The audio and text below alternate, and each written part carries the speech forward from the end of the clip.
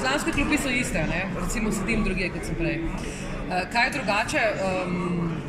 To bomo pa videli, kaj je drugače. Videli smo zdaj 2 leti, kaj se je dogajalo drugače, nekaj takega, kar si v bistvu ne želim, da bi se ponovilo. Od zadnjega ne, v tistih časih se je politika proces spremenila. Zdaj pa tudi nivo razprav.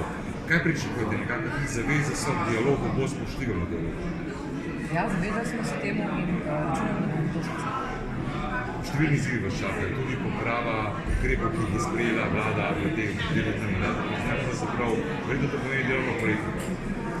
Ja, to zagotovo pomeni delovno poletje, delovno jesen, delovno zimo in tako naprej. Ja, zagotovo bo verjetno tudi ta mandat malce drugačen, kot so bili prejšnji. Tudi mediji ste menili, kje bodo vaše prioritete. Kako vemo, zakon o RTV, tudi zakon o medijih, pa zanima pravzaprav, kje vi vidite sebe kot poslanko, morda kje bo stalo aktivno? Zagotovo, kot sem že večkrat tudi v svojem delovanju na različnih področjih pokazala, so to človekove vprašanje, človekovih pravic, zagotovo je to kultura, zagotovo je to medijska politika, tako da to so področja, kjer bi zelo intenzivno delali. Jih ta odgovor sem rad, odlično, hvala. Še kakšnih odborih, mogoče že potrjeno?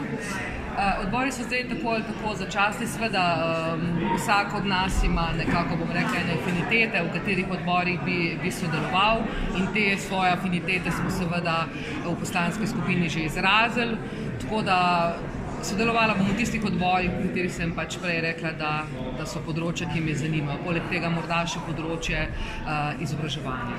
Kako bi se razstavili določene vsebinske problematike, recimo davčna reforma, potem dopolnilno zdravstveno zavarovanje in podobno? Še enkrat nisem razumela. Recimo davčno reformo, dopolnilno, kako boste naslavljali te vsebinske problematike? Ja, seveda to ne bo moja odločitev, ampak to bo seveda skupna odločitev koalicijska, kako in kaj bomo to naslavljali in to bomo seveda tudi znotraj koalicije spoštovali.